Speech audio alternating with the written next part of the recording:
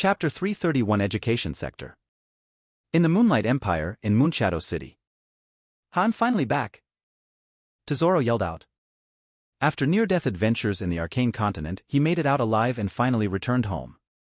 Around the teleportation array, people kept looking at him as if he were a weird species. Tesoro shook it off, exploring the ever-changing city. This city is as amazing as ever. I don't know how big it has become, Tesoro sighed in amazement. In the past, when he was studying at the Moonlight Academy, coming to the capital of the Empire, each scenery he saw seemed to be different. Fortunately, various landmarks didn't change much, if not, they became more luxurious. Taking out his token, he called his friends. In a certain restaurant, Tesoro's friends came one by one. Long time no see. Where have you been? His friend Zexel asked. During the war, all the former students of the Moonlight Academy were called to support the war. Seeing that Tesoro didn't return, they thought he was dead. Thus, seeing he was still alive, they couldn't help but be shocked and happy. When I was exploring one of the treasure lands in Golden Domain, I got lost. Tesoro scratched his head in embarrassment. Unlike the Moonlight Empire, where everyone had a map ensuring you'd never get lost, in the Arcane Continent, only a selected few can have this privilege. The treasure land he was exploring is famous for being not dangerous yet containing dazzling treasures. The only catch is that the land is very big, full of puzzle-like arrays. If one was unlucky, they could even get lost in the land for hundreds to thousands of years. Fortunately for him, in just 30 years, he spotted a patrolling squad and managed to squeeze in. Hearing his story, his friends laughed in understanding. Then you should have at least found some noteworthy treasure, right? Diego asked. Yes, of course. I got this. Tesoro took out a gold coin. A gold coin? Are you joking? Don't underestimate this. This is a Tier 9 Initiate treasure, the gold coin of wealth. What can it do? Even Javier, who was taciturn, asked in disbelief. It is to gather wealth. After binding the treasure, I felt that the world's vault had opened to me. You could produce some gold coin? Or could it be that it's good at stealing? Of course not. I mean, it made me feel all kinds of wealth-making opportunities. Just like the Moonlight Empire. After I returned, I felt the luck of wealth seemed to overflow that everyone could pick money while walking. Although he still hadn't fully investigated what happened, he felt that Moonlight Empire became 1,000,000 times more grand. It seems that it's indeed an amazing treasure. So, what about it? Are you with me? Tesoro asked. Although he could do business alone, seeing his trusted friends, he couldn't help but invite them. If you trust us this much, then we're in. Deciding to set up a business together, they pooled their funds. As graduates of the Moonlight Academy, they were quite wealthy, managing to pool over 1 trillion magic crystals. This was already 100 times the property of a Tier 7 individual after saving for hundreds of years. However, for them, it was merely a sum they had saved over the years. Heading to the Empire's business administration, they registered their business name, Golden Tesoro Incorporated. Holding over 51% of the shares, having his name in it was natural. As for the business, Tesoro quickly suggested starting in the education sector. A lackluster sector that no one dared to venture into. The Moonlight Empire already had public schools everywhere, and even with the token, you could access free knowledge at home. More importantly, no matter how grand a school became, it couldn't surpass the Empire Academy. Thus, building a private school on their own seemed like a foolish venture. However, with the guidance of the gold coin, Tesoro saw the potential for soaring wealth in the education sector. If the other businesses were like fireflies, then the wealth in the education sector was like the sun. Trusting their friend, the other three didn't voice their opinions. Soon, with a budget of 1 trillion crystals, they recruited a construction company to create a mini-school city. The land in the Moonlight Empire was dirt cheap. As a benefit for entrepreneurs, the Moonlight Empire gave anyone the right to designate land in unplanned areas, regardless of size. Furthermore, instead of paying one lump sum, the land was completely free, with payment only accruing once 100 years had passed. If not for the lack of money, Tesoro would have even built it the size of the Moonlight Academy. Unfortunately, he could only dream about it. 3 years later, under the efforts of hundreds of thousands of proficient workers, the academy was finished. With the boom of construction, specialized construction companies like this bloom like no other. If not for seeing the potential of the education section, he could start this as their first business. Looking at the empty school, Tesoro sighed. Now, only one thing was missing: students. Huh? Taking a deep breath, Tesoro started his plan. I hope this works. In the Moonlight Academy? The largest academy in the Empire, spanning over a square light year or 10 septillion kilometers. Of course, the land is just land, various infrastructures are still being built. This was a million-year plan, building the most complete education institution besides the Origin Arcana Institute. At the Academy's gate, a vigorous entrance exam was being conducted.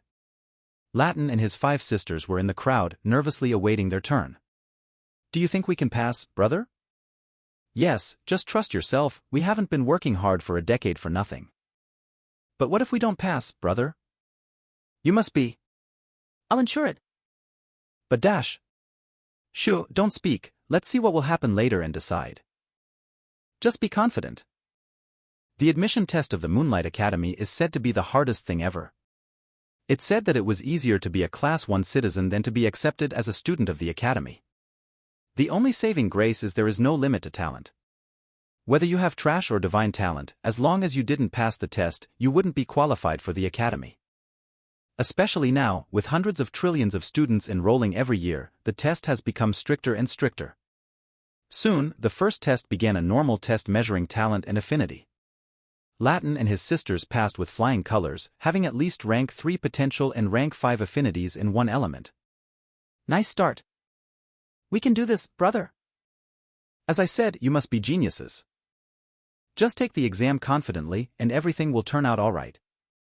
However, what faced them next was a nightmare. The next test was a written one. In each field of magic, like alchemy, mechanics, array, runes, forging, etc. 100,000 questions needed to be answered within the time limit. Within a month, they need to take a total of 5 billion questions. Just a week before the test, the 5 sisters were already ready to give up. They can't eat, sleep, or do any activities during the exam. The only thing they could do was think, and think. After taking a special potion, they were like drug addicts who wouldn't fall in a month, no matter what happened. Looking at his sisters' pitiful faces, Latin sighed. You can do this. You're my proud sister, nothing could defeat you. With Latin encouragement, the 5 sisters seemed to be energized and managed to complete the test. Others, however, were not so lucky. Although there was a special potion, they didn't have the will to stay that long. Answering billions of questions? How could they even survive that? From hundreds of trillions, there were only less than 100 billion examines left. Meanwhile, Latin and his sisters barely passed the test with some luck.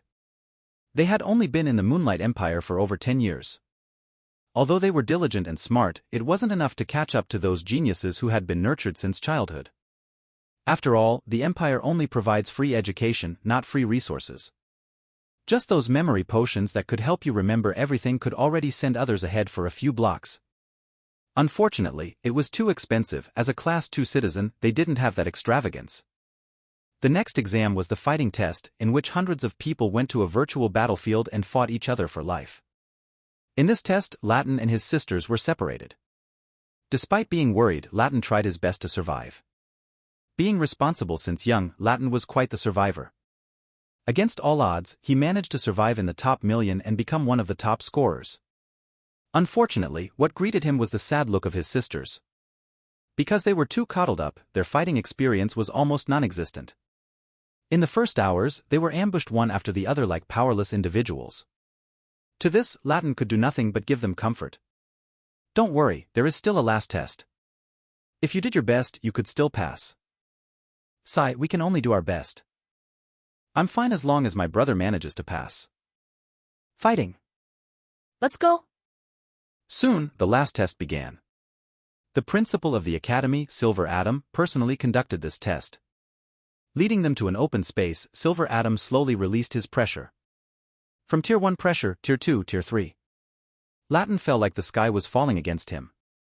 The air became thicker, the gravity multiplied, and even his blood seemed to stop flowing. Turning his head, he saw his sister out cold. With anger and fury, Latin resisted the pressure, slowly walking towards the stage, still not understanding what they were into. Unfortunately, the pressure the principal released slowly increased. Before he could even take a few steps, he was knocked out at 5th tier pressure. Soon, all the students were knocked out. Looking at the students who survive up to 7th tier and some interesting individuals, Silver Atom smiled. Not bad, the examinees this time are quite interesting. Chapter 332 Borrowing Money. A few days had passed since the entrance exam. In the dormitory, Latin and his sister nervously opened their report cards. Soon, frowns replaced their faces. I didn't pass. Me neither. I guess we didn't pass. The five sisters looked at each other with similar expressions on their faces. Meanwhile, Latin was greeted with a congratulatory letter welcoming him to the Moonlight Academy. However, looking at his sister, Latin smiled wryly. With hundreds of trillions of individuals, passing was already a miracle. Hoping for his sisters to also pass is like reaching for the sun. You can do it, brother. We are proud of you. His sister cheered happily. But don't even think about not attending the academy because of us. But I told you I would ensure that you would pass. Brother needs to be strong and support us later. That's right, who knows if our husbands will bully us if you're weak. His sister jeered, causing him to pause. You're already seeing someone? His sister was his blood and flesh, and hearing the term husband hurt him more than the result of the entrance exam. Of course not, brother. We will be with you forever. Ha, that's good. Latin unknowingly heaved a sigh of relief. Seeing this, his sisters laughed with a giggle. But what will you do? You can't just stay stuck at home, can you? Latin asked with a frown. Although the benefits of becoming a student at Moonlight Academy were good, they were not enough for them to share. Becoming a student at Moonlight Academy automatically advanced you to a Class 1 citizen. With a daily subsidy of 100 crystals, there was no way it could support his and his sister's training. He figured he could also work in the academy to earn money. However, it was still unknown if he could earn enough. Don't worry about us, brother. We anticipated this, so we already chose a school. A school? Where? In the Arcane Continent? As far as he knew, all the schools in the Moonlight Empire were just free education institutions. Besides teaching, they didn't regulate students whatsoever, much less provide resources. No, it's in the Moonlight Empire. Furthermore, the school would give you free resources as long as you didn't drop out of the school. A school? What's its name? Could it be a scam? Latin's worry deepened. No, the name of the school is Golden Academy, and it was established by a group of alumni from Moonlight Academy. Huh? Let me see. With doubts, Latin opened his token and looked through the information of the Golden Academy. As his sisters said, the school was just established recently. As of now, it doesn't even have any students. Their registration time was opposite to that of the Moonlight Academy, aiming to garner more students. Furthermore, unlike the Moonlight Academy, the entrance test of the Golden Academy was based solely on potential. Anyone with rank 3 potential was eligible for entry. As for benefits, they were also generous. All kinds of special potions, elixirs, weapons, training facilities, etc. were available for free. The only catch was that the Golden Academy was entirely based on ratings. Each day, students at the school had various tasks to complete, ranging from improving a certain percentage, studying a course in a designated profession, defeating an opponent designated by the school, etc. Failure to comply meant your rating would decrease. Once it fell below average, you would be kicked out of the school forever. Interesting. Latin muttered with interest. This school basically made its whole compound a jungle with all kinds of rules. All those defeated would be killed, aka kicked out. However, the school seems to be built upon pressure. Latin thought with worry. With his sister's soft character, they probably wouldn't even survive for a month. Seeing his expression, his sisters understood what he was thinking. Don't you dare stop us. This is our chance to catch up to you. Don't think that we are always helpless little girls. That's right. These little girls are also strong. Brother is bad. But brother, don't you want us to stay with you forever? His sisters said softly. Hearing this, Latin's heart melted as he suddenly realized something. It's indeed his fault for always babying his sisters. It might also be the reason his sisters failed the entrance exam of the Moonlight Academy. They were too soft and coddled that they fell at the slightest touch. If this continues, maybe in the future, he won't even see his sisters. Thinking of this, Latin's eyes reddened, and he didn't say any more. Just be safe and always remember that your brother is here. A few months later, at the Golden Academy. At the entrance, trillions of people who were eligible for entry scrutinized the academy in front of them. Do you think the advertisement they put up is true?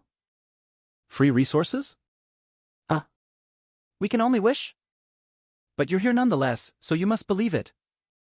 Hearing this, the crowd who believed that the Golden Academy was a scam fell silent. Indeed, although they knew it might be a scam, they came nonetheless. After failing to attend the Moonlight Academy, they couldn't just give up like that. With at least rank 3 potential, they had a bright future ahead of them. Although they could live their lives worry-free, they couldn't accept being merely breeding machines. They yearned for adventure and amazing discoveries. Standing at the crossroads of their fate, they would rather believe in some false hope than accept that they were just a passing moment in history. In the tall tower, Tesoro looked at the students with fervor. What a huge gold mine! Tesoro muttered excitedly. However, this also costs a lot of money, Zexel said with worry. Free resources without expecting anything in return were an insane investment. If they hadn't believed in their friend, they wouldn't even have set foot in this crazy place. Tesoro, about the resources, where do we get them? Javier asked. They had already dumped all their money into the school. Construction wasn't costly. What took up most of their budget were various high-tech resources with the specifications from the Moonlight Academy, such as the tiered downtime chamber, atomic energy measuring device, mana concentrated room, gravity chamber, spirit pressure chamber, virtual compartments, etc. Worst of all, these devices were all on loan. If they didn't make money to pay for all of these regularly, they would have to sell themselves. Thinking of it, Tesoro's 3 friends couldn't help but shiver. We borrow money, Tesoro said like a crazy gambler. Borrow again? Damn, we're in a sinking ship. I chose the wrong friend. Help? Looking at their expressions, Tesoro only smiled. A few days later, after settling down the students who passed their enrollment criteria, Tesoro and his friends went to the bank. Applying for another loan, the bank teller was stunned. 100 quadrillion crystals? This amount isn't a joke. It's already equivalent to 1 trillion crystal merits, which can make a Tier 7 advance to Tier 8. Even though the Empire was super rich, so much so that it didn't have a place to put its money, not anyone could just borrow money from thin air. The various high-tech machines that Tesoro and the others borrowed earlier were not a problem. If they couldn't pay, the Empire could just sanction the Academy and take back the machines. However, borrowing cash at such a large amount isn't possible without any collateral. Yes, could I speak to someone who can make decisions? I'll call my manager quickly. Seeing that Tesoro still had some bargaining chips, the bank teller quickly took an intercom and made a call. Soon, a man came up to them, making Tesoro and the others feel pressure. A Tier 8? The Empire Bank is really full of dragons and phoenixes. Haha, thank you for your compliment. How about we continue this discussion in the room? Sure. Inside the room, they continued their discussion. Without hiding anything, Tesoro put out his chips to be able to borrow the money. A Tier 9 treasure? Furthermore, it's an initiate treasure? There really isn't anyone simple who can graduate from the Moonlight Academy. We're just lucky. Luck can't be obtained without strength, the man said, shaking his head. So, can we borrow money? Gladly. A Tier 9 initiate treasure is more than enough as collateral, the man nodded without hesitation. A Tier 9 initiate treasure is sought after even by the Apex sovereigns. If not for the Empire's solid rule, he would have robbed the treasure in front of him without a second thought. Fortunately, after seeing how rich His Majesty is, a mere Tier 9 initiate treasure isn't enough for him to act in such disgrace. Soon after signing a high-tier contract, Tesoro and the others got 100 quadrillion interest-free loans. This is also one of the benefits of the newly budding Moonlight Empire. As long as one had enough collateral, they could borrow money in unlimited amounts without any interest. For Maximus, the development of the Empire was the first priority. For money, he could rely on his transactions in his dimensional shop and reselling resources of the Myriad World Mall. If not for it being troublesome, he would just build everything beneficial to the Empire. Unfortunately, it's too inefficient. If he did everything himself, it would be too slow. The people's competition is what truly drives a civilization to advance. Maximus just needed everyone to be in line and he could sit back and relax. Chapter 333 Rich Support. 10 years later, at the Golden Academy. Hundreds of billions come and go at a hurried pace. Looking at their task for the day, they couldn't help but feel the urgency. Throughout the decade at the Academy, all the advertised benefits and free resources were real. As long as they don't fail, they will be given their due resources at their discretion. Whether to sell or use it, it's up to them. Unfortunately, the competition is also cruel. Of the trillions who enrolled every year, after a few months, only less than 100 billion will remain. And every year, tens of billions will be cut off again, leaving just a few billion. Even then, those who manage to last longer for a year or two could advance to Tier 2 with free resources. The few 100 million who survived since the beginning are already Tier 4, gearing up to advance to Tier 5. It can be said that the education philosophy of the Golden Academy is on the right path. However, various institutions and merchants couldn't help but sneer at the Golden Academy. So what if it's a success? If you can't earn money, it's a failure. According to their source, hundreds of trillions or even over a quadrillion of crystal were already spent in vain. Seeing no sight of return, such an investment was obviously a failure. Even the one who set it up with Tesoro looks nervous. Tesoro, what do we do now? It's been 10 years, and we're still in deficit. Zexal said solemnly. Up to this point, they were no longer talking about money but nervous about their friend. It seemed that he was duped by the innate treasure, leaving him with nothing. According to their pace, the money they borrowed can only last for a few decades. With more and more students coming in, they would be bankrupt sooner or later. It can't be, we just need to wait. Tesoro said forcefully. Although the golden coin could show him the path of wealth, it will only give direction, not the exact destination. According to it, the education sector is a gold mine full of unlimited wealth. However, throughout the years, after he did all he could, they were still in deficiency. Tasks like hunting, potion making, alchemy making, research production, various programs, etc., didn't make much money. Advocating free resources as their selling point, their expenses couldn't be made up just with these few tricks. Sometimes, he even wondered how the Moonlight Academy managed to pull off this thing. Getting billions of students every year, the Moonlight Academy still managed to give its students free top-tier resources. Meanwhile, his academy only gave a few common cheap resources, yet it can't even get by. However, thinking that the Empire is fully responsible for the academy, he understood. If the Empire could support tens of quadrillions of people with free subsidies, how could a mere academy bring it down? Suddenly, it dawned on him. I see. Tesoro muttered in excitement. The education sector isn't the path of wealth because of its students. It's because of the Empire, the Emperor who had been advocating free education since the beginning. Since he could support the whole Empire, what is a mere academy in comparison? Cultivating his people, the Emperor should be the one to bring him wealth. What are you thinking? His friend asked. Seeing Tesoro's rapidly changing face, they thought he had gone insane. Ha ha ha, I see it. I see how to get us rich. In the Moonshadow City, in the Imperial Castle, Maximus, who was studying some alchemy machine, was suddenly interrupted by Doran, his chief minister. What happened? Maximus asked with a frown. Your Majesty, it's about this. Doran then began to talk about the emerging Golden Academy. At first, Doran thought it was a mere patronizing show-off who wanted to get some benefits for the Empire. However, after 10 years of seeing their dedication and their ability to cultivate people even faster than the Moonlight Academy, Doran was finally touched, thus seeing them send a letter to His Majesty. Doran quickly delivered it, bypassing all kinds of processes. Interesting. Reading the letter introducing the ins and outs of the Academy, Maximus smiled. There was nothing special about the Academy, it was basically a mass-producing factory in the guise of an academy. It didn't care about potential, foundation, or any future. It only had one goal, to promote its students to a higher realm. It didn't care if you wouldn't advance in the future because of the lack of foundation. It only cared that you advance faster and faster. Looking at such an educational philosophy, Maximus's eyes couldn't help but light up. Although Maximus cared for the potential and future of his people, it wasn't his primary concern. Those talented individuals who could potentially advance in the future were already in the Moonlight Academy. The rest were merely there to make up the numbers and provide him an amalgamation of will. And to further enhance this amalgamation of will, besides numbers, quality was essential. This is also why there is a citizen class. A Tier 1 individual could basically be eligible for a Class 2 citizen. As for Class 1, one would need to reach Tier 4. This class is not just about the money and various benefits, it's also about status. dividing the poor and the rich, the weak and the strong.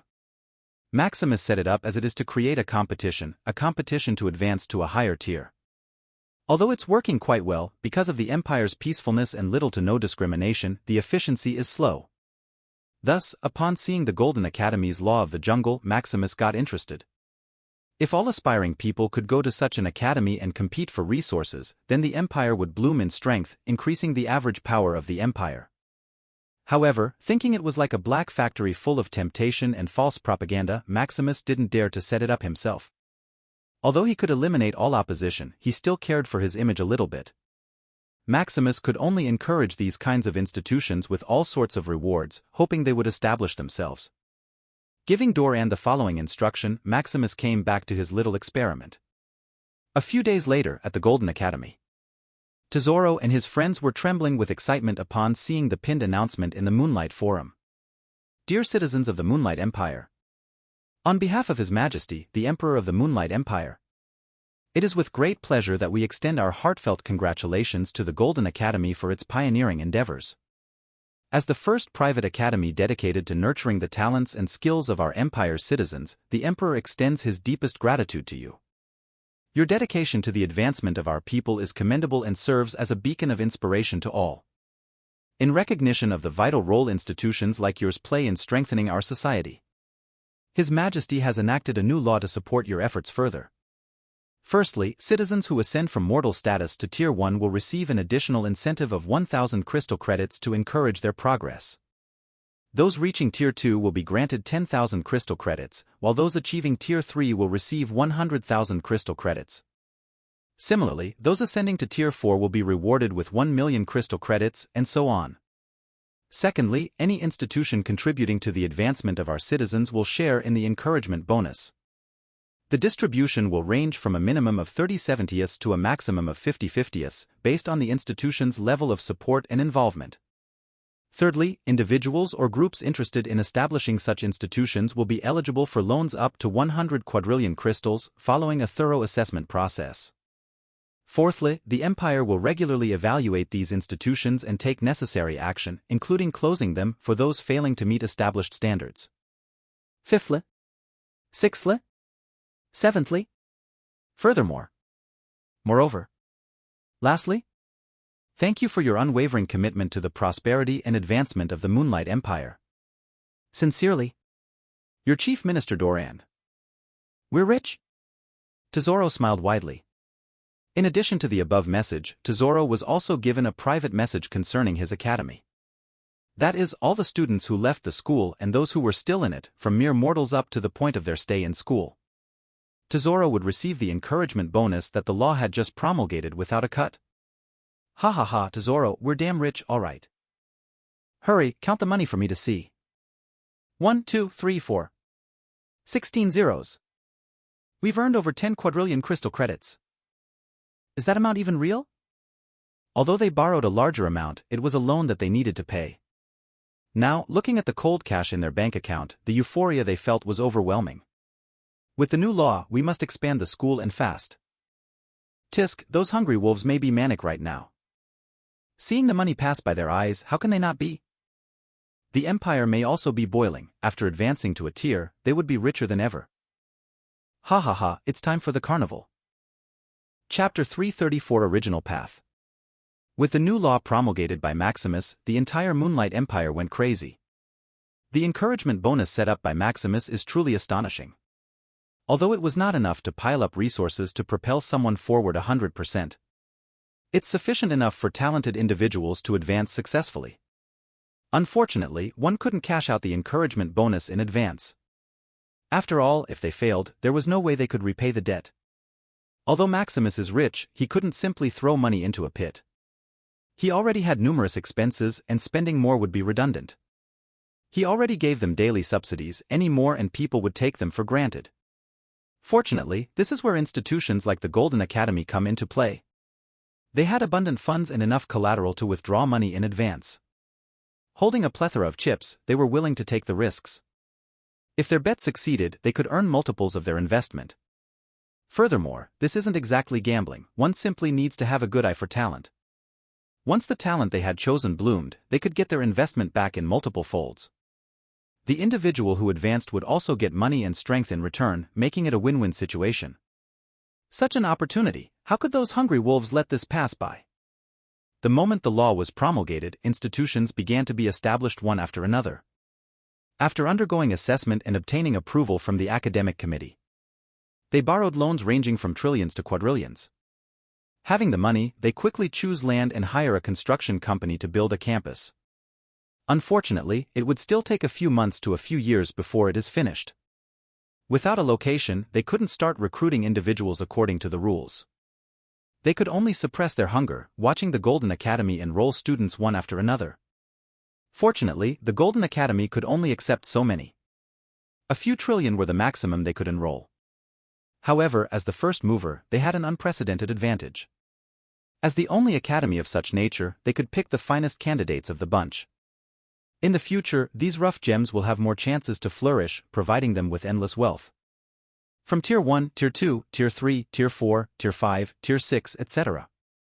As long as the academy or the institution didn't kick them out. The academy or the institution would continue to receive a portion of the encouragement bonus as the individuals they nurtured advanced. By selecting the best candidates early on, they got the high-quality stock first, building them generational wealth. A few years later, in the imperial castle, "It's done," Maximus muttered with a smile, beholding his masterpiece. It was a cube-like device that stood 100 meters tall and wide. As he approached the device, a panel popped up. Choose the resource you want to generate. Energy crystal. Food unavailable. Potion unavailable. Mechanical device unavailable. Alchemy device unavailable. Examining the array of options, Maximus clicked on the energy crystal. Select the type of energy crystal. Low magic crystal. Medium magic crystal unavailable. High magic crystal unavailable. Top magic crystal unavailable. Crystal merit unavailable. Tapping on the low magic crystal, another panel popped out. Select the crystal element. Neutral low magic crystal. Fire type low magic crystal unavailable. Water type low magic crystal unavailable. Wind type low magic crystal unavailable. Choosing his only available option, another panel appeared. Select the amount. Neutral low magic crystal, 100 billion. Generating. Estimated time, 2,857 years. Soon, the cube-like device began to generate magic crystals one after another, akin to an automatic printer. Seeing it work with no problem, he walked to the other cube-like device and repeated the same process. Observing that they were all operating simultaneously without delay, the smile on his face widened. The Aetherforge reactor is complete. The cube-like device in front of him is a resource generator. And it's not just any generator, it's an automatic generator that doesn't need anything besides his mana. As soon as Maximus reached Tier 7, practicing the origin, he could generate anything with his unlimited mana. However, a problem was presented in front of him. His mana discharge capacity is slow. It's like having unlimited water, but it can only be released through a tap. No matter how vast the amount of water you have, it's useless. Even after he advanced to Tier 8, his mana discharge capacity only upgraded from a tap to a dam. Although it's faster, it didn't satisfy Maximus. After all, what's the use of his unlimited mana if it couldn't be released as he likes? Especially now, advancing to Tier 8, he had the power of law and amalgamation of will. Although it was not unlimited, it was stronger and more useful. This made the already useless unlimited mana even more useless. Maximus even thought that an ultimate dimensional physique was just like that. After all, by copying others' physiques, Maximus could unleash greater power than this so-called ultimate dimensional physique. Even if it were upgraded to rank 10 physique, making his power of law unlimited, it would still be useless. He had Origin, which can interchange the amalgamation of will to recharge his power of law. Furthermore, more power of law is useless because of his limited discharge speed. Since knowing this, Maximus began to think of a solution. After all, an ultimate dimensional physique couldn't possibly be this useless. This only means that Maximus didn't study it enough and exploited its uses. Finally, after some time, he was inspired by the unlimited expanding treasures. Like the atomic god metal, earth of life, and water of life. These special treasures seem to suck his mana individually. Each piece can bypass his discharge speed and directly suck at the source, breaking all the previous logic. Unfortunately, he was only tier 7 then. No matter how he studied this phenomenon, he was clueless. Now, after advancing to tier 8 and having system points as much as he wanted, Maximus finally had a glimpse of this illogical phenomenon. The origin of law, the rules that run through all dimensions. These special treasures seemed to be laced with an origin of law. They were tasked to expand in the universe, filling up the dimensions rapidly. Seeing this, Maximus understood. His physique is equivalent to a complete origin of source, the dimensional source of all energy. Naturally, the only one who could exploit an origin of law is, of course, another origin of law. Unfortunately, with his current realm, he still can't use energy that is close to the origin of law. Even the amalgamation of will was barely on par with the essence of law. Back to square one, Maximus was a little helpless. Despite all the studying, he still can't exploit his unlimited mana. However, seeing all the system points lying around, he went crazy. Spending hundreds of quadrillions of system points every day, Maximus slowly deduced how he could maneuver around his unlimited mana. Knowledge after knowledge, profession after profession, Maximus was like a tireless machine absorbing so much information every day. Finally, like water grinding a rock, he found a solution. Using the atomic god metal and other tier 10 auxiliary materials, he created the Aetherforge reactor. With tier 9 arrays, tier 9 runic language, tier 9 composition knowledge, tier 9 circuit knowledge, etc., he managed to create a device capable of absorbing his mana individually. Each of these Aetherforge reactors could absorb his mana directly from the source. It was no longer limited to his release speed but the speed at which the device absorbed his mana. To this, Maximus was also a little helpless. A single Aetherforge reactor could only generate 1 million low-grade magic crystals or equivalent matter per day. With his current discharge speed, he could probably create over 100 billion low-grade magic crystals if he put all his thought into it. Still, despite its limitedness, creating such a device is a major milestone. Just 100,000 Aetherforge reactors are already equivalent to his discharge speed. Creating 1 million is 10 times, and creating 1 billion is 10,000 times. As long as Maximus had enough material, he could create the Aetherforge reactor unlimited times. And the Aetherforge reactor is not the limit. Aetherforge reactor is only a resource generator. Soon, Maximus would create weapon-type reactors, auxiliary type reactors, puppet-type reactors, and many more. Thinking of the possibilities, Maximus finally found his path. His physique, the dimensional source, was no longer useless but would become his main source of power and wealth. The myriad world mall and the family and power system are not his. Sooner or later, they would disappear and be useless. However, his ultimate dimensional physique was his and his alone. It was a unique mark in his very origin, his system only helped awaken it. Coupled with the ultimate cultivation manual he created, Maximus felt a wide path opened before him, a path that personally belonged to him. Chapter 335 Aethercore Tower. Looking at the Aetherforge reactor before him, a smile appeared on his face. The resources of the Empire would finally be free. Although Maximus was rich, with hundreds of quintillions of dimensional coins in his bank, the cost of raising an empire was still significant. Initially, the Moonlight Empire only had trillions of people and not much expenses. A few billion dimensional coins equivalent to a few quadrillion crystal credits were enough to run his empire for years with a lot of surpluses. Maximus even had the budget to build extravagant things for the entertainment of his family. Now, with tens of quadrillion citizens, the budget didn't multiply by tens or hundreds of times but increased a billionfold. Maximus needed to pay about a quintillion dimensional coins every year out of his own pocket just to run the empire. The empire is being built from scratch. The home of tens of quadrillions of people isn't cheap by any means. Furthermore, he couldn't just build a home for them. He had to think about the future, fully reinforcing the whole cursed continent. From arrays, sturdiness, defense, attack, etc. These cost the majority of the quintillion budget yearly. He was also a bit picky, wanting everything to be perfect to every detail. He didn't want some ragtag building and called it a city, it would be an embarrassment to his ambition. The salaries he gave were also immense. Not wanting to disappoint his people and guild members in vain, the salary is quite generous. Plus, the benefits he was giving, just the daily subsidies were already pulling his pants down. Much less, the encouragement law he just promulgated. With a quadrillion people advancing to Tier 1, that's already 1 quintillion crystal credits or equivalent to 1 trillion dimensional coins. What's more for Tier 2, Tier 3, Tier 4, and so on. As for the loan, it was an unlimited pit. So far, over 10 quintillion dimensional coins have already been borrowed from him.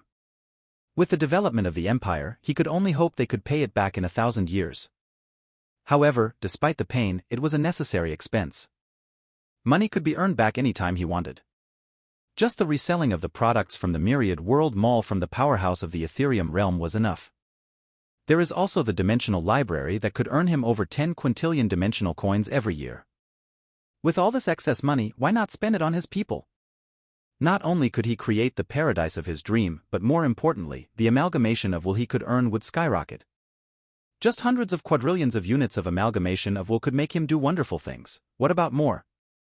Quintillion? Sextillions? Septillion? Although his system had a limit, with enough quantity, he could break this limitation. As for the sentiment of currency that the previous digital currency could convert into system credits, it was no longer possible. The so-called sentiment that made the useless currency possible to convert into system credits was just another type of will. With him absorbing all the excess will of his people into the form of amalgamation of will, this phenomenon no longer worked.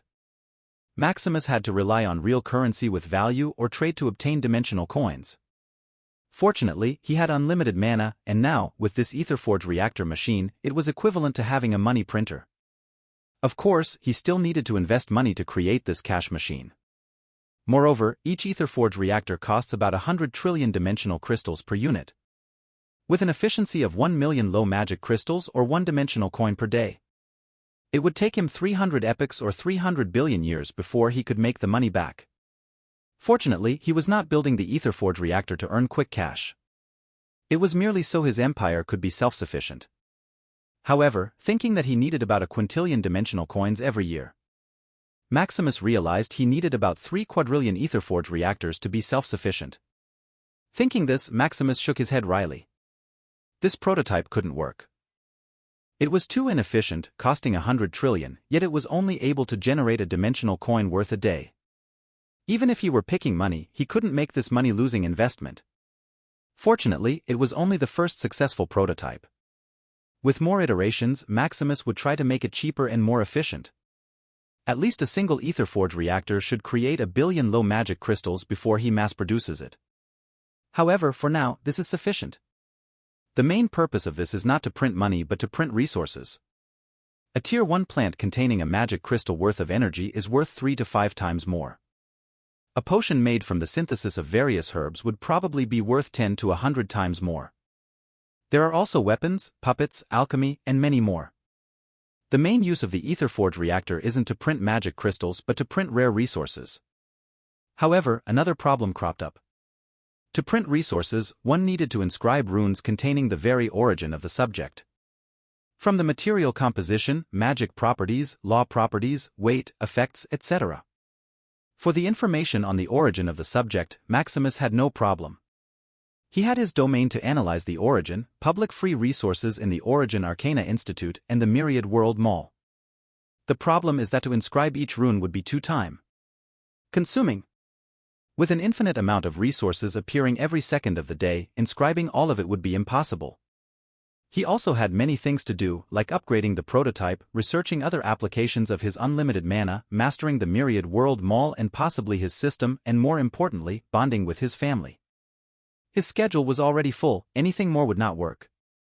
Falling into a daze, he thought of a solution. Create an automatic inscriber. If he couldn't do it, then create someone who could do it. With overflowing system points, Maximus could do whatever crossed his mind. Let's work? 10 years later. After spending hundreds of quadrillion system points every day, deducing, confirming, and studying, Maximus was finally able to create another masterpiece.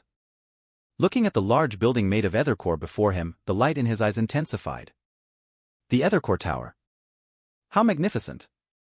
This sci-fi-looking tower in front of him, full of pulsating light of information, is made of the 1,000 Aethercores he looted from Valoros. If previously the 1,000 Aethercores were independent supercomputers doing tasks and calculating all on their own, after Maximus modified them and added some touches, they became the mother core of supercomputers. This Aethercore tower presented in front of him was 1 billion times faster and more efficient than the last. The calculations that would take hundreds of years would only take this ether tower a few seconds. A decade ago, he was having a headache creating an automatic inscriber. However, he forgot about the most abundant thing he had, the people. Having tens of quadrillions of people, why would he waste his time creating an automatic inscriber? Not only would it be inefficient, but it would also cost a lot of money. Although using his people would also cost money, it was not a problem since he was already spending a ton on them. Furthermore, with more money, they had more chances of advancing, producing more amalgamation of will. After designating his people as the inscribers, he thought of how to simplify the runes and inscriptions needed to encode the origin of the subject. After all, no matter how insignificant, everything contains a trace of law. To inscribe law into a rune is not something a novice Tier 7 or Tier 8 rune inscriber could do, much less a group of mortals. Even Maximus had a hard time initially merely inscribing low-grade magic crystals. Simplifying things so that a mortal could understand requires superfast calculations that can keep up with or even transcend the law. A single Aethercore is simply not enough. Not having enough, Maximus spent tens of quintillions of dimensional coins, buying various Tier 10 items and more Tier 9 supercomputers to create his own hardcore supercomputer. As for buying a Tier 10 supercomputer, it was not available for sale in the Myriad World Mall. The limit was, at most, some common Tier 10 resources. Rare technology like a supercomputer was like a prohibited item that one cannot simply buy. Moreover, even if it were available, Maximus doubted if he could afford it. Now, what's left is the program. The ether tower in front of him only has basic functionality. It was up to him to create the inscribing engine that would automatically combine and understand the dumbed-down rune inscriptions. Another task, Maximus muttered excitedly. After conquering the cursed continent and acquiring a plethora of system points and money, instead of relaxing, work seemed to keep piling up. However, rather than complaining, he felt more happy and fulfilled. After all, what is life without work, just lying around? As for the people outside the cursed continent, Maximus was too lazy to contact them now. After selling them the resources he bought from the Myriad World Mall, he secluded himself in the cursed continent. Thus, although they knew he had already conquered the cursed continent, they were unaware of its progress. Maximus banned all outside involvement for now, hoping to develop his empire to its full potential before others intervened. Furthermore, he didn't forget about the upcoming invasion of the Abyss. Not wanting to disturb himself with a bunch of ceremonial stuff, he kept himself shut. There was also the death of Valoros, although it seemed that the ancient Apex sovereigns didn't notice. Who knows what they were thinking? Without enough strength and means, the Moonlight Empire and the entire Cursed Continent wouldn't be open to the outside world.